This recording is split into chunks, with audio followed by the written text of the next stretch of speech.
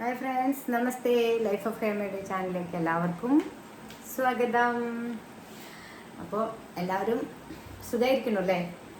Channel കാണണം, like ചെയ്യണം, subscribe ചെയ്യണം.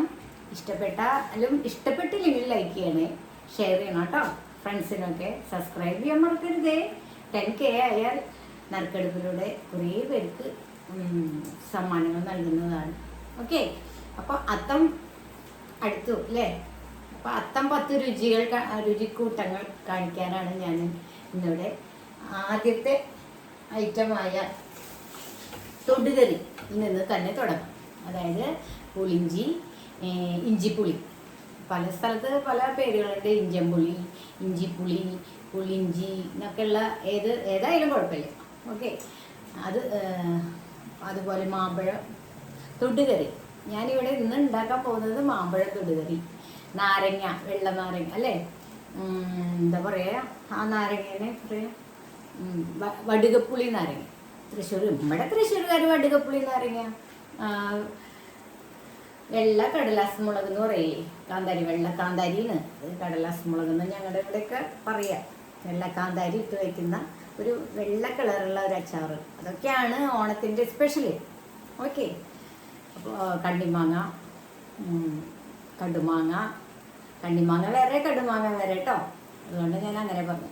തൊടുകറികളിൽ പെട്ട ഒരു മാമ്പഴക്കറിയാണ് ഇവിടെ കാണിക്കുന്നത്. അത് മോര് ചേർത്ത് മാമ്പഴം അരച്ച് നെയ്യിൽ വറുത്തിടുന്ന ഒരു തൊടുകറി. ഇലയിൽ ഇങ്ങനെ ഒഴിച്ചാൽ ഇങ്ങനെ ഇതായിട്ട് നിൽക്കണം. അതായത് പുളിഞ്ചിയൊക്കെ നിൽക്കില്ലേ, അതുപോലെ ഒഴുകി പോകാൻ പാടില്ല. പുളിശ്ശേരിയൊക്കെ ആണെങ്കിൽ ഒഴുകിപ്പോവില്ല. ഇതങ്ങനെയല്ല, തൊടുകറിയാണ്, മാമ്പഴ തൊടുകറി. ഉണ്ണിമധുരം എന്നൊക്കെ പറയാം അല്ലേ? മധുരമുള്ള ഒരു കറിയാണ്. കൂട്ടുകറിയല്ല, കൂട്ടുകറിക്കും മധുരം ഉണ്ടാവും.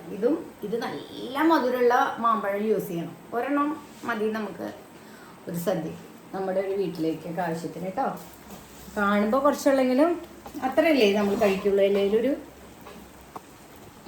ഒരു കുത്ത് അല്ലേ? കാണുന്നുണ്ടല്ലേ? അപ്പോൾ അതേ മാമ്പഴ ദേവ് വഴഞ്ഞു. നല്ല മധുരമുള്ള മാമ്പഴ. മധുരം ഇല്ലെങ്കിൽ ഒരു കഷ്ണം ശർക്കര ഇട്ട് കൊടുക്കണം കേട്ടോ. കാണുന്നില്ലേ എല്ലാവരും? ഓക്കെ, അപ്പോൾ മാമ്പഴ തൊടുകറിയാണ് അത്തം 10 രുചിയിലെ ആദ്യത്തെ വിഭവമായിട്ട് ഞാനിവിടെ കാണിക്കുന്നത്. അപ്പോൾ ഇത് മാമ്പഴം അരച്ചത്, മാമ്പഴം, വെള്ളക്കാന്താരി, തേങ്ങ, തൈര് കൂട്ടി അരച്ചത് കേട്ടോ. കറിവേപ്പില, കുറച്ച് വറുത്ത അരിപ്പൊടിയും കൂടി ചേർത്തിട്ടുണ്ട് കേട്ടോ. മിക്സ് ചെയ്യണം, അല്ലെങ്കിൽ ഇതിന് കുറുകി വരില്ല, വെള്ളം പോലെ നിൽക്കാതിരിക്കാം കേട്ടോ. അപ്പോൾ ഞാനിത് ഇതിലേക്ക് ഒഴിക്കട്ടെ. ഈ ഒരൊറ്റ കൂട്ട് മതി, നമുക്ക് പെട്ടെന്ന് തയ്യാറാക്കാം.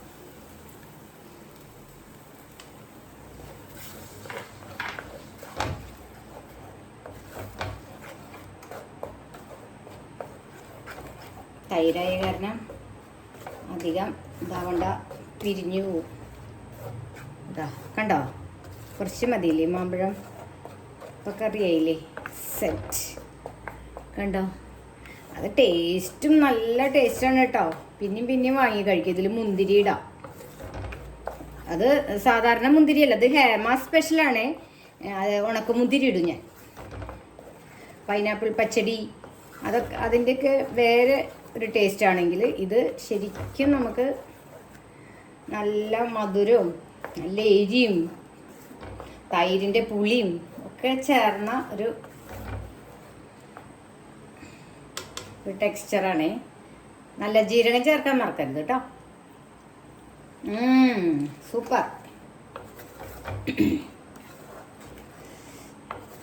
ഇത് കാളനിൽ കായ, ചേനയൊക്കെ ചേർത്തിട്ട് കുറുക്കിയെടുക്കുന്ന പോലെ.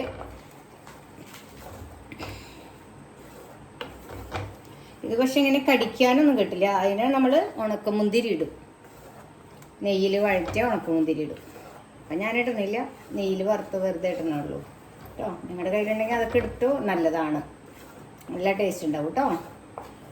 ഇപ്പോൾ കണ്ടില്ലേ? അപ്പോൾ എല്ലാവരും ലൈക്ക് ചെയ്യണം, കമൻറ്റ് ചെയ്യണം, ഷെയർ ചെയ്യണം. ഒന്നുകൂടെ പറയാണ്. അപ്പോൾ എല്ലാവർക്കും ഹാപ്പി അത്തം അഡ്വാൻസ്ഡ് കേട്ടോ. ബൈ.